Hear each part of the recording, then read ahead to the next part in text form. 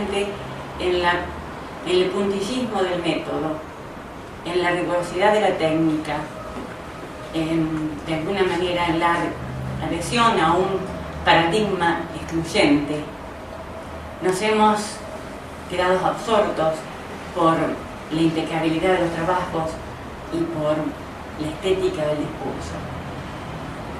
No está mal, no está mal, está bien, es necesario, porque esos elementos, paradigmas, técnicas y métodos, de alguna manera le han dado legitimidad al estatus científico de la historia. Pero eso no basta. Es necesario, además, una mirada más compleja, más profunda de lo insondable de la condición humana. Y en eso, y justamente ese elemento, yo lo encontré en el Manifiesto de Historia del Arte. Cuando inclusive se habla del sujeto historiador que interroga, que explica o que intenta explicar al sujeto protagonista del pasado. Y de alguna manera quiero también, además de incentivar y estimular esta línea de trabajo, también retomar algunos pensamientos, y hoy Eve los citó, de Lucien Febvre, de Marc Bloch, de Henri Pirenne, de Koselleck, quienes hablan, por ejemplo, de que tengo presente Lucien Febvre, historiador es una persona que ama la vida y sabe mirarla. Henri Pirenne que dice, es necesario que el historiador se inunde de vida, se bañe de vida, para poder comprender mejor la vida del pasado, o el ir siendo la sociedad en el tiempo, porque también quiero omitir la palabra pasado. Es una continua construcción lo que hace el historiador. Pero historia debate fundamentalmente y a través del manifiesto, que tiene un amplio horizonte, una amplia perspectiva, porque nos habla de superar fronteras, formidable, superar fronteras epistemológicas, ontológicas, historiográficas, a la aventura, a la osadía seria y honesta, porque nos habla de rescatar, valorar las tradiciones historiográficas válidas, porque como decía el doctor Ansaldi también, lo viejo, pero bueno, por bueno hay que reverlo, retomarlo, revisarlo. Y porque fundamentalmente también nos permite esa apertura hacia nuevas líneas, hacia nuevos horizontes, hacia una perspectiva humana y macro.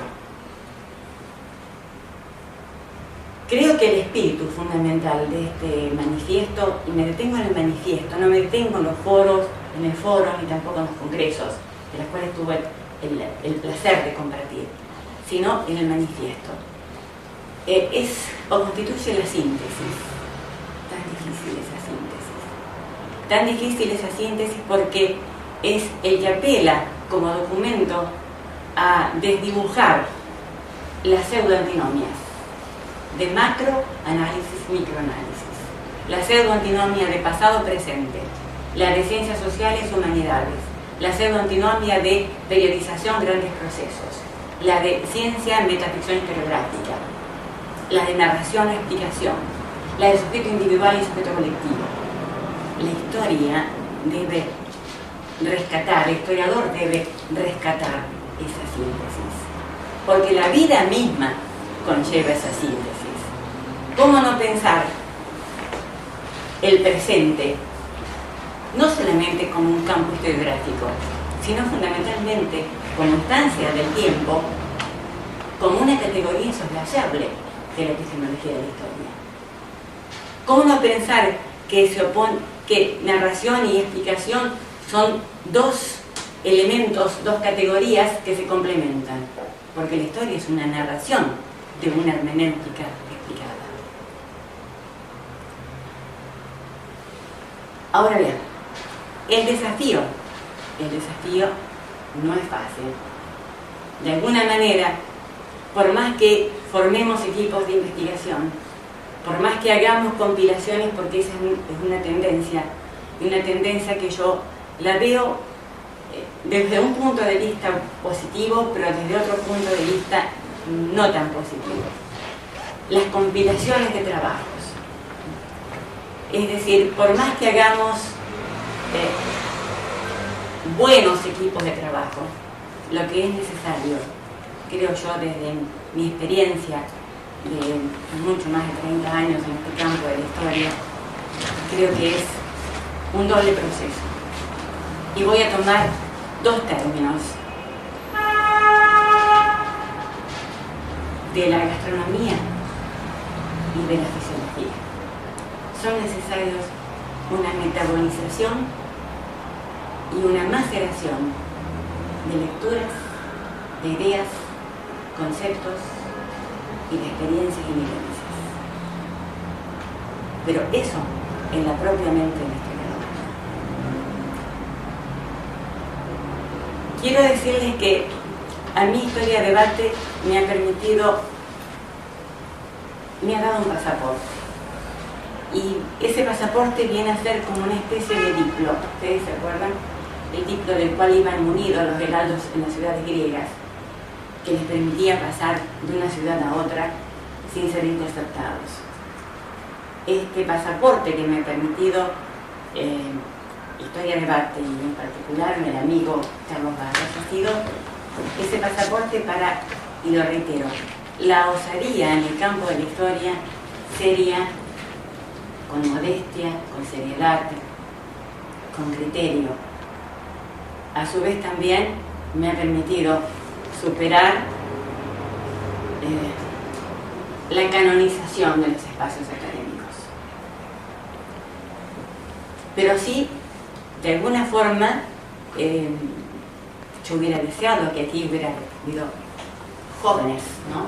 Jóvenes, no porque no seamos jóvenes, más jóvenes, para convocarlos con cierta vehemencia a integrar, ¿no es cierto?, este movimiento, este foro.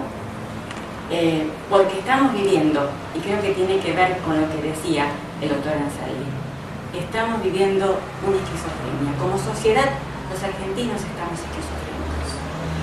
Y esa esquizofrenia se manifiesta en el campo intelectual, en el campo de la historia. Una esquizofrenia que es un individualismo,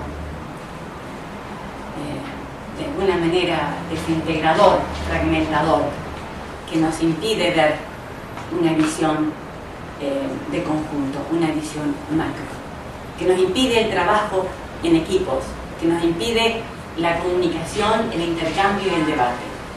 Cada uno hace de su tema su mundo y su universo. Entonces las jornadas de historia se convierten en ferias de la historia, donde cada uno propone una comisión de trabajo. Y si yo en un momento, en el año 95, en unas jornadas pude apreciar 45 mesas, hoy en día son más o menos 160, 170 mesas. Es decir, que cada uno se ha convertido ha convertido su tema en un pequeño feudo. Claro, indudablemente, los pequeños temas, los microtemas, me permiten ser autoridad. ¿Quién va a discutir el crecimiento demográfico de la ciudad de Paraná hacia el siglo XVIII? ¿Quién me va a discutir? Es decir, cuando yo planteo un cambio, grandes temas, grandes procesos, es donde ahí tiene sentido, digamos, el debate, y ahí nos ponemos a prueba. Por lo tanto, esta esquizofrenia, que no sé cómo vamos a salir, pero sí, de alguna manera, intentando. Yo no niego los microanálisis, no niego las compilaciones de trabajos, pero sí que al mismo tiempo, porque son válidas, pero sí, al mismo tiempo, vayamos haciendo esbozos macrocomprensivos, macrotemporales, de lo que ya tenemos. También basémonos en esas historias, aunque sean eruditas, de la vieja erudición, ¿no es cierto? Pero hagamos una nueva conceptualización de la historia. No es lo mismo que yo hable de Entre Ríos en la etapa colonial, que hable, por ejemplo, de Entre Ríos, frontera de frontera, en la instancia hispánica en América.